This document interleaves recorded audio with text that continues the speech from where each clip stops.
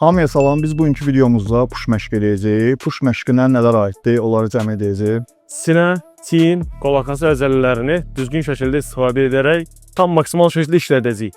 İlk hərəkətimiz də bench press-dən başlayacaq. Biz isinmə setlərimizi eləmişik. Siz də mütləq şəkildə hər hərəkətdə düzgün şəkildə isinib, daha sonra işlək seçmənizi müəyyən edib başlaya bilərsiniz. Birdən-birə yəni setə girməyin mənası yoxdur da. Ən azından birinci boş qriflə heç olmasa bir 15-20 təkrar eləyin. Sonra işləyəcəyiniz çəkilir. Məsəl üçün 80 kilo ilə normalda setə girirsə, heç olmasa 30-40 kilo ilə bir yenə 10-12 təkrar atıb bədənə həmin hərəkəti yadına saldırın. Ondan sonra da setlərinizə girin. Biz 2 set isinmə eləmişik. İndi də əlavə 2 işləyi set edib ondan sonra keçəcəyik digər hərəkətlərə. Girirsən canım? Yavaş mütəxədim. Mirza, brat, sən mənə iştangı ver. Ondan sonra dayan arxada 6 dəfə özüm eləyəcəm. 6 ya 5? 5-6. Ha. Özüm zaten bitirəndə deyəcəm sənə kömək eləyəcək, qoyacaq. Əsas götürməyin. Sağ götürək. Dərəs bax, dərəs.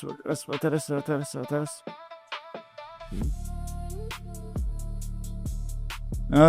Davay. 1, 2, 3. Bırak. 1, qəşəng. 2, yaxşı. 3, baba 3 sənə. Dəymə. 4. Dəymə. Dəymə, bu sənin. Bir dənə laxıncı. Yaxşı. Qəşəng getdi. Yaxşıydı. Bu yaxşı getsə bundan sonra bir set də eləyəcəm 90-la. Yaxşı getsə. Sayım götürək. 1, 2, 3. Bırak.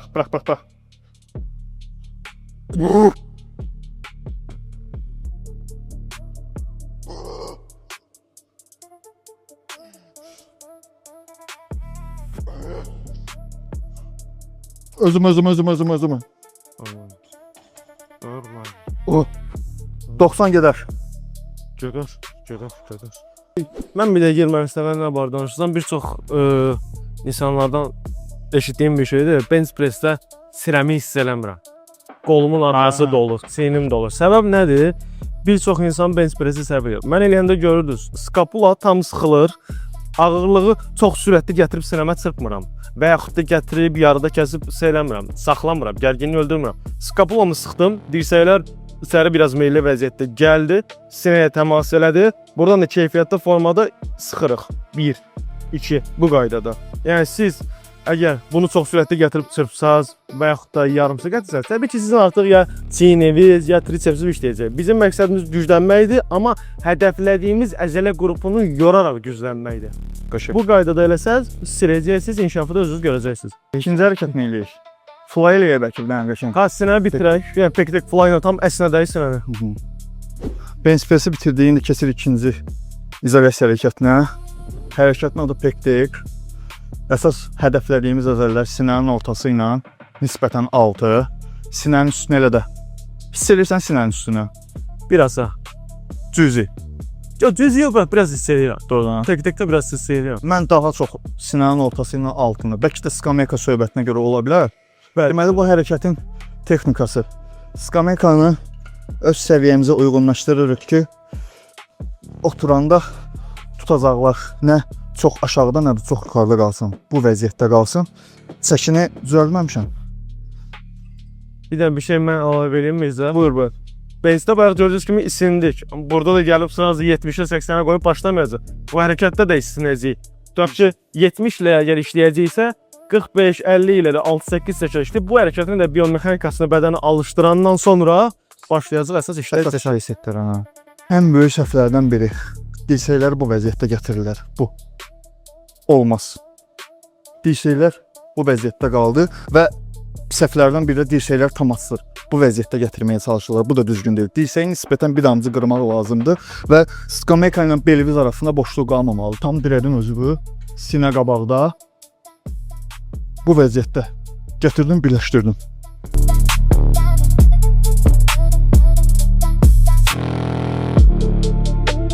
Bir də orada saxla sənə zəhmət. Sıxdığın hissədə saxla. Bax, görürsünüz, dirsəyi bucağı çiyinlə biraz aşağıdır. Sinənin alt hissəsi əsas da bu majorun orta val hissəsi gərgin vəziyyətdə qalırdı ya, izolasiya eləmə baxımından çox yaxşıdır. Yəni Benzdə gördüyünüz kimi çox oynaqlı hərəkət əzələsidir deyə 1-2 təkrar ehtiyatda saxlayır. Burada isə 2-3 set işləyəcəksə birinci setdə biraz ehtiyat saxlayıb 2-3-cü setdə tükənənə qədər, heç bir təkrar çıxmayana qədər, yəni sona qədər getməyi biz məsləhətdir ki, maksimal şəkildə inkişaf etdirə biləsiniz. 100%. Biz push məşqini həftədə 2 dəfə eləyirik. Yəni burada məsələn gördüyünüz kimi sinənin üstünə hədəflədiyimiz birbaşa nə incline asış var, nə də incline press var. Burada əsas məqsəd biraz daha bench, fly və çiyin odaqlı olacaq. Digər push günümüz isə daha çox sinənin üst hissəsi və daha çox açışlardan ibarətdir. Yəni bunu da push məşqini bir çox insanlar səhv odur ki, yəni mütləq elə bir qayda yoxdur ki, push məşqini benchdən başlayacağam, sinədən, çiyindən başlayacağam. Öz geri qalan əzələ qrupunuz hansıdırsa, onları məşqin əvvəlindən sıralaya bilərsiniz ki, enerjinizin yüksək olduğu vaxt daha keyfiyyətli işləyə bilərsiniz. Bu da sizin öz necə deyim, zəif bölgələrinizi inkişaf etdirmək baxımından daha məqsədə uyğun olacaqdır. Yəni elə bir məcburiyyət yoxdur ki, mütləq bu olmalıdır, bu olmalıdır. Sizə uyğun olan və sizin məqsədinizə uyğun olan olsun. Sinənin üstü zəifçi incline ilə başlar. 100%. Altı zəifçi decline ilə başlar. Bəli, ümumi gücü ikisi də yaxşıdırsa, ümumi gücünü inkişaf etmək istəyirsənsə, sadə benchdən başla. Elə bir hərəkət yoxdur ki, məsəl üçün bu sinə üçün əla bir hərəkət. Düzdür, məsəl üçün istərsəməz daha yaxşı hiss elədiyin hərəkətlər, daha stabil hərəkətlər ola bilər. Amma daha çox proqramı, seçdiyiniz hərəkətləri özünüzə görə uyğunlaşdırsaq daha yaxşı olar. Və məcbur deyil, mütləq bu incline bench olsun. Incline maşın da ola bilər, incline fly maşın da ola bilər, eyni formada skamya simitdə gətirib də eləyə bilər. Sadəcə progressiv overload edin, düzgün texnikada güclənin, bəs eləyir, başqa heç. Bir də bir şey əlavə edəcəm. Bəzən görürəm, nə sərf eləyirlər, hərəkəti ekstra çox yavaş eləyir Mirzə. 3 saniyə, 1, 2, 3, sonra yavaş gətirdi. Burada da bir amca saxladı, sonra belə mənasızdır. 4 saniyə, 45 saniyə. Təbii ki, bunu götürün belə eləyin demirəm. Müəyyən qədər negativ olmalıdır. Amma o sizin 6-7 təkrar eləmir, yaxı 10-12 təkrar edir. Keyfiyyətini öldürəcəksiniz. Normal yavaş gətirdik, 1 saniyə, 1.5 saniyə partlayıcı formada sıxdıq. Partlayıcı formada əsas əzələni hiss eləməlisən. 100%. Hə, fokusun. Yəni o bağlantını qurdun zehnində. Normal. Yəni bu yox. 1, 2, 3, 1 saat burada eləyəsi deyil. Yox, 3 saniyə oldu. Bu sakı 4 saniyə eləməli. Qaqa neçə bat olur? Qaqa 10 saniyəli 1 saatım var burada.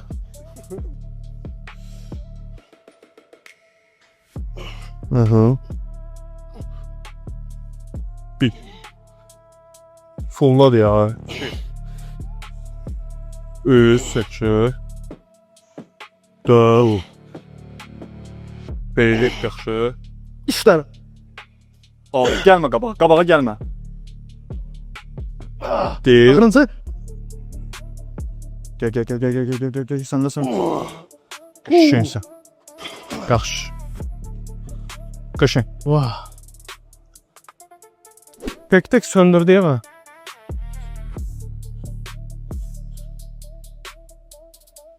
Sinə bitmə. İki hərəkət yox. Bitçiyində. Bir çox insan bu hərəkəti eləmir və yaxud da eləməyi eləmir də məşqlərində. Və səbəb nə gətirir ki, mən bench eləyirəm və yaxud da incline bench falan. Mən çiynimin önünü işlətdim. Buna eləmə ehtiyac yoxdur. Bunu sadəcə çiynin önü üçün başa düşmün.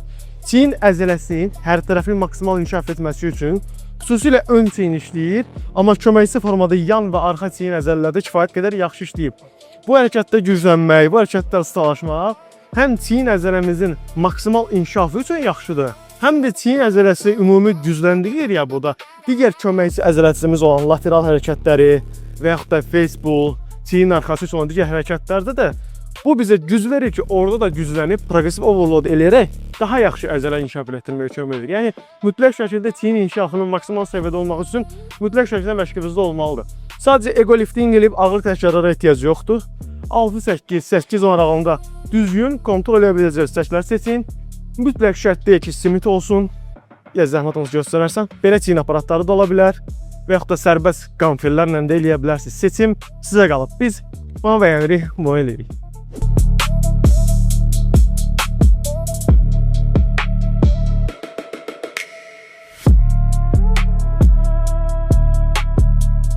Qəşəngdir. Bir dənə 15 ilə girərik, vəsə. Neçə belədir? 12. Dirəklərə diqqət edirsiniz, tam hərəkəti axıra qədər yeniləcəm. Yəni Mirzə də bayaq verdi, mən də elə düşürüz. Sənəyə qədər gətirib yarımçıq yox. Birinci necə tam eləyir Mirzə? Burada da hərəkət tam. Full amplituda. Bəli. Full range of motion. Orada. Ona da qaqa. Onda Ona da qaqa. bu çox sağladı bu. Normal. Ha. Bax da gücünlə də. Uzaq məsafələrə bax. Aha, yaxşı.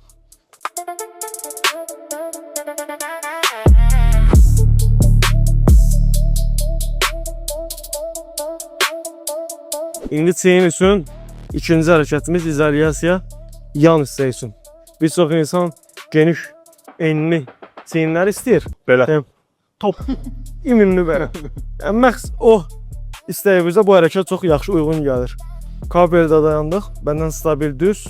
Əlimizi buradan dəstəyə ala bilərik, yaxud da bədənimiz isə necə rahatdırsa bu qaydada dayandıq və ağıb düzgün çəkir, yüngül. Burada mütləq yəni 12 heç olmaz 15 təkrarları görün bu qaydada.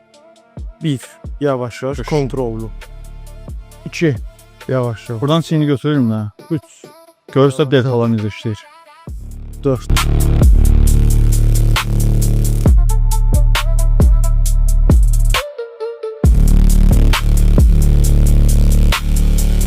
Gördüyünüz kimi nə bədənimi yerlətdim, nə ekstra yuxarı və yaxud da yarıda saxlamadım. Bədən stabil, qol düzgün bucaqda, sadəcə çiynimin yanı.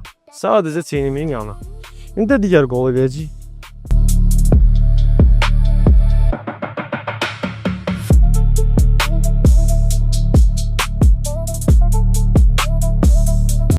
Yaxşı edib. 12 hər qolu. Eyni hərəkəti Mirzə biraz fərqli formada icra edəcək. Mən fərqlərini izah edəcəm sizə.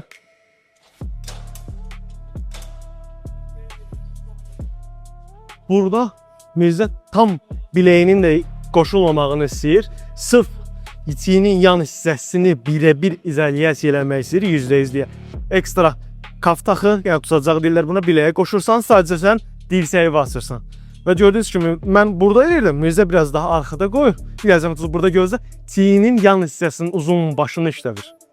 Ön hissədən eləyəndə daha çox qısa oynağır, qısa başını. Burada isə lateral çiyinin yanını daha uzun hissədən, daha geniş hissədən götürür. Yəni məhz o top kimi çiyin üçün əvəz edilməz bir hərəkətdir. Görürsünüz, başqa heç bir əzələ qoşulmur, tricepsin qoşulur, bədənin yerlətmir. Tam düzgün şəkildə bizə lazım olan formada icra edir. Axırıncı 1-2 təkrarda istərsiniz nisbətən biraz çit eləyə bilərsiniz, biraz bədəni hərəkət elətdirə bilərsiniz. Amma birinci hərəkətə başlayandan, birinci təkrardan çit eləməyə başlayırsınızsa, deməli çəki çoxdur, çəkin azaldı.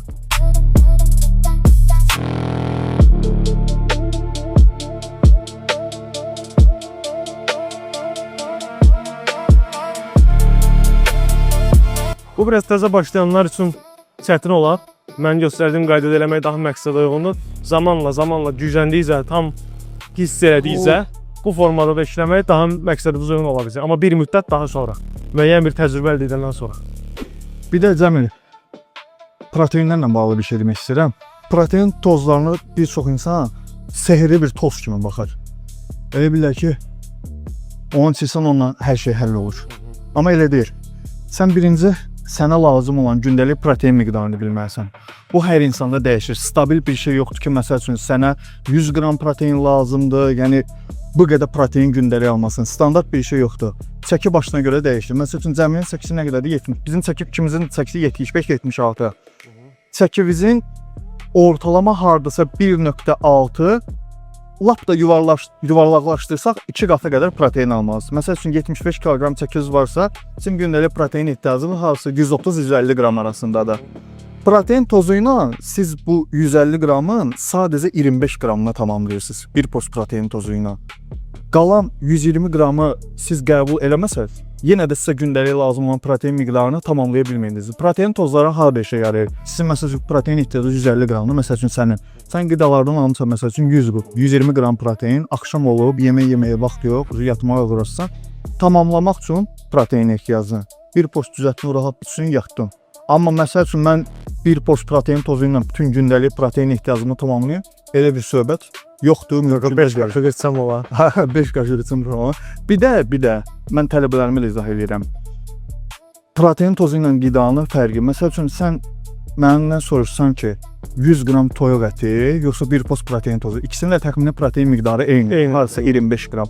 Onların ikisi arasında seçim qarşısında qalsan, mən əlbəttə ki, sənə 100 qram toyuğa məsləhət görərəm. %100 məndə. Amma heç bir şey qəbul eləməməyinə, protein ehtiyacını tamamlamamağına, protein tozu arasında seçimdə qalsan, mən həmin variantda protein tozu məsləhət görürəm ki, ən azından sənin gündəlik lazım olan protein ehtiyacını tamamlayasan. Bir də biraz hələ də zala gəlib CrossFit edənlər var. Təəssüf ki. Təəssüf ki. CrossFit nədir? Hər günü bir əzələ qrupuna ayırırsan. Bir gün gəlirsən sinə eləyirsən, bir gün gəlirsən qol eləyirsən, bir gün gəlirsən ayaq eləyirsən və məsəl üçün bu gün gəldin sinəni işlədin. Sinəni bir də işləmək üçün bir həftə gözləyirsən. Təzədən bir həftə keçirən gəlim sinə işlədim. İnkişaf yenə də olacaq. Əlbəttə. Sadəcə müddət söhbəti var. Sən məsəl üçün 3 aya, 4 aya qazanacağın əzələni 5 aya, 6 aya qazanırsan. Məsəl üçün bu günləri gəlsən sinəyə 6 dənə hərəkət edirsən. 6 hərəkət 3 setdən nə qədər edir? 18 set. Ondansa həmin 18 seti 9 set bu gün. Məsəl üçün bu günləri birinci gün gəldin sinəyə 3 hərəkət elədin. 3 hərəkət yox, elə mən deyirdim. Biz özümüz 2 hərəkət eləmişik. 3-cü hərəkəti istəsək belə eləyə bilməzdik. Gəldin məsəl üçün 6 set, 7 set sinə işlədik. Dincəlirsən, bir də 3 gün, 4 gün sonra yeyində tam bərpa olmuş əzələ ilə yenə ağır çəkilərlə qaldıra bilirsən. Yoxsa sən bu günləri gəlib sinəyə 4 hərəkət eləsən, ikinci hərəkəti tam keyfiyyətli şəkildə işləsən əgər, işləsən 2 hərəkəti, üçüncü, dördüncü hərəkət onsuz da istəsən belə gəlməyəcək. Gedəcək ya normalda 50 kilo eləyirsən, 50 kilo ilə işləyirsənsə 30 kilo ilə eləyirsən. Köməkçi əzələnin hesabına. Ondan sonra bu günləri gəl ki, tükənişə qədər hərəkəti belə, üstündən bir 3-4 gün keçsin, dincəl, təzədən. Bir də belə bir araşdırma da var ki, bir əzələyə həftədə bir dəfə stimul verməkdən, natural insanlardan söhbət gedir. Həftədə 2 dəfə stimul vermək, hipertrofiya cəhətdən, əzələ inkişafı cəhətdən daha məqsədə uyğundur və daha yaxşıdır. Çünki sən məsəl üçün bu günləri sinə işlədin, maksimum əzələ bərpası 48-72 saat keçir. 72 saat yox. Sinədə 2 günə 48 saatda tam bərpa olursan. 72 saat ayaq kimi, kürək kimi böyük əzələlərdə tam tükənişə qədər işləsən 3 günə qədər çəkə bilər. Amma sən bu günləri məsələn sinə işlədin, sinə 48 saat sonra bərpa oldu. Bir də sən 4 gün elə bir ki o əzələyə stimul vermirsən deyə əzələ elə bir ki yatmış olur da. Amma ondan sonra gəl 3 gün sonra bərpa olandan sonra təzədən setivə girişdə eyni stimul verir. Çox qəşəngdir. Yəni hardasa kürəklə ayağı həftədə bir dəfə işləmək, hardasa müəyyən bir səviyyədə idmançı üçün başa düşüləndir. Bərpa olmağı bəzən çəkir. Mən özüm də bəzən kürək məşqini, yəni mütləq kitabda yazılıb həftədə 2 dəfə eləmirəm. Mən bəzən 10 günlük, 5 gündən bir girirəm bəzən. Çünki bərpa olmaq cəhətdən biraz kürəkdə əziyyət. Amma məsələn mən bu gün sinə edirəm, sabah yox, növbəti gün yenə sinə eləyə bilərəm. Qol bu gün eləyib bəlkə sabah da yenə edirəm. Çünki çox tez bərpa olur. Bura splitdənsə məsəl üçün həftədə 3 dəfə gəlirsə upper lower splitini eləyir. Bəs upper lower nədir? Bir gün üst bədən, bir gün alt bədən, bir gün ayaq sizin üçün elə də vacib deyilsə, məsəl üçün həftədə 3 dəfə gəlirsə, tutaq ki, bir həftə 2 gün push, bir gün pull, növbəti həftə 2 dəfə pull, bir həftə push eləyə bilərsiniz. Yəni özünüzə uyğunlaşdıra bilərsiniz. Amma bacardığınız qədər proqram seçəndə mümkün qədər hər ikidə 2 stimul verməyə çalışın. Yəni özünüzdə fərqi hiss eləyəcəksiniz. Bir soru. Keçək trisepsə. Keçək trisepsə.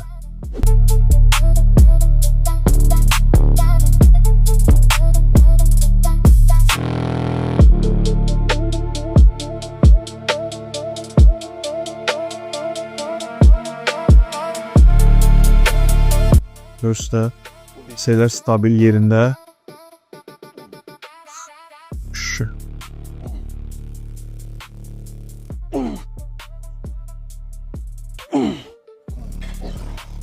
PR attım ya burada lap. Çox getdi, 12 getdi. 12 yana getdi. Oy, kompdan. Şaqqılladım, iyi gördün, sınıf düşəcək yerə. Bizə lateral verir buna. Bam! Biraz arxaya Mirza. Şah, what tak. Merhaba. Bak. Dişləydi bir defleksiyon geriyə. Все, super. Va super. Qəşəng. Normal. Ağır ilə var. Ağır cəhət. Bir də ağlayacaqsan, nə qədər çıxar son setdə olsunuz. Qoy 25 al. 20'ye 25'e. Yardır geçsin.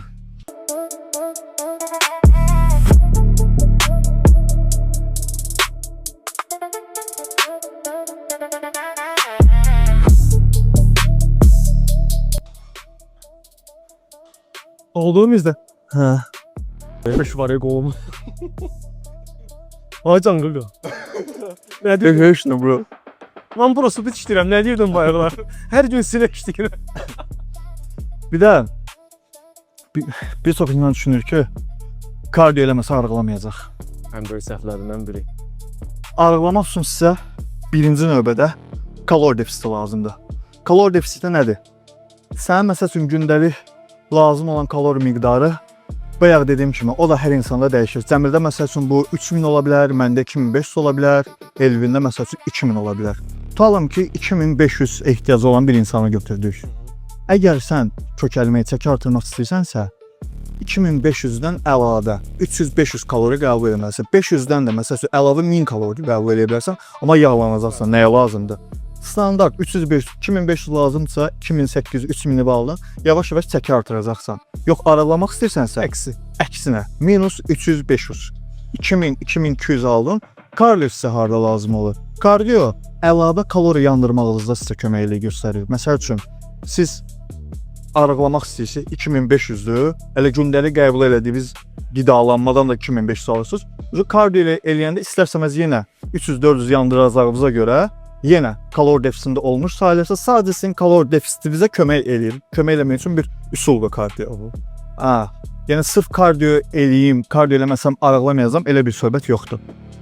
Bir yerden əlavə vereyim. Buyur. Həm də bizdə əgər ekstra oturan həyat yaşayan insanlardırsa, sadəcə aktiv həyatı zaldırsa, kardiyonun ona ən böyük üstünlüyü odur ki, birinci qan damar ürək sağlamlığı üçün çox yaxşıdır, ümumi dözümlülük üçün çox yaxşıdır. Yəni sadəcə yağ yandırmaq yox, kaloriyası yox, ümumi üçün məşqinizin başından axıran qədər enerji sərfiyyatı, dözümlülük üçün sizə çox qəşəng bir hadisə verir.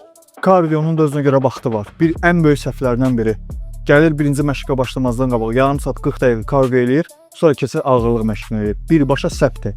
Kardiyonu isinmək üçün 3 dəqiqə, 5 dəqiqə, 6 dəqiqə, 7 dəqiqə eləyə bilərsən.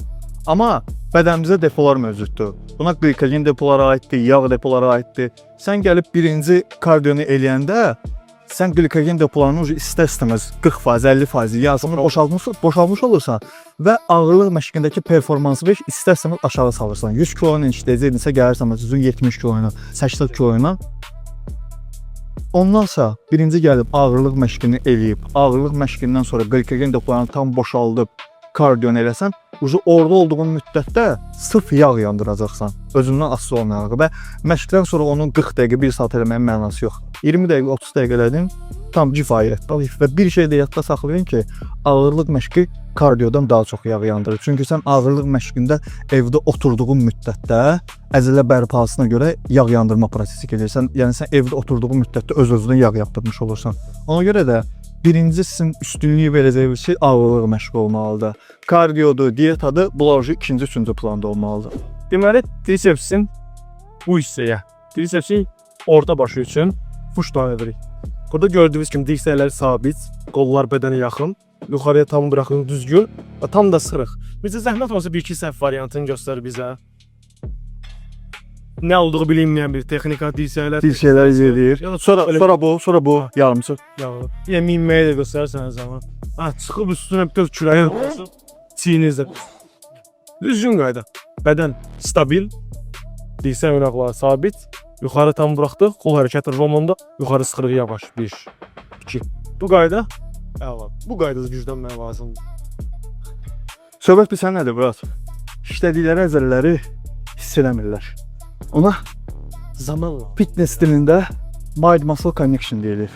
Əzələ-zehin əlaqəsi. Əgər sən işlədiyin əzələ ilə beyin arasında əlaqə qura bilirsənsə, sən istər-istəməz o hərəkətin texnikasını 100% olmasa belə 90% düz eləyəcəksən. 10% də ki, qıraqdan videolara baxaraq və yaxud da ki, düzgün formada işləyən birinə baxaraq düzələcəksən. Ona görə bazardığınız qədər işlədiyiniz əzələ ilə beyniniz arasında əlaqə yaratmağa çalışın. Məsələn, tricep pushdown hərəkətini sadəcə A nöqtəsindən B nöqtəsinə gətirməyə çalışmayın. İşlədiyiniz əzələ maksimum hiss eləməyə çalışın. İnkişaf daha da yaxşı olacaq. Deməli, bədən sabit, dirsə önağı sabit, aşağı sıxıra. 1. Kontrol məndə. 2. Yəni yuxarı buraxmıram ki. Sabitdir burada. 3. 4. Kimi yeyəcəm. 6. 7. 8. Hə, bax. Super bir hərəkət. Yəni, Evet. kifayət qədər də ağır girməyə uyğun bir hərəkətdir. Göstərdiyimiz texnikadan kənara çıxmadığımız şərti ilə. idealdır. So bu günlük məşqimizi bitirdik. Bu günləri push məşq elədik. Yəni itələmə hərəkətləri, sinə, çiyin, qol arxası əzələlərini işlətdik. Çox yox, 6 hərəkət elədik. 6 hərəkətə mən düşünürəm ki, yaxşı stimul verə bildik əzələlərə. Başqa sənin nəsə əlavən varsa? Əlavəm ola bilər ki, eynisini kopyalamağa ehtiyac yoxdur. Öz sevdiyiniz hərəkətləri və videolara dediyim kimi geri qalan əzəl qulparınıza uyğun özünüz fərdi tətbiq eləyə bilərsiniz. Çəkilərdə sadəcə ən vacib məsləhətimizi dönə-dönə deyirəm, düzgün isinmələr olsun. Hər hərəkətdə ən azından 1-2 isinmələr sağlamlıq üçün, uzun ömrünüz üçün və həmin setdə əzələ qrupunu effektiv hiss etməyiniz üçün, mizan bayaq dedi, zehin bağlantısı üçün vacibdir. Mənim deyəcəyim bütün şeylərə zəminlidir. Başqa əlavə edəcəyim bir şey yoxdur. Nəsə bir sualınız varsa, nəsə bir fikriniz varsa, buradan Instagramlarımız çıxacaq, oradan yaza bilərsiniz. Əlavə olaraq da rəy bölməsində nəsə bir sualınız varsa və yaxud da ki bizim videoda hər hansı bir qüsurumuz varsa, bəlkə bizim görmədiyimiz bir şey ola bilər və yaxud da ki nəsə bir təklifiniz varsa yazsaz, bizimlə bölüşsəz sevinərik.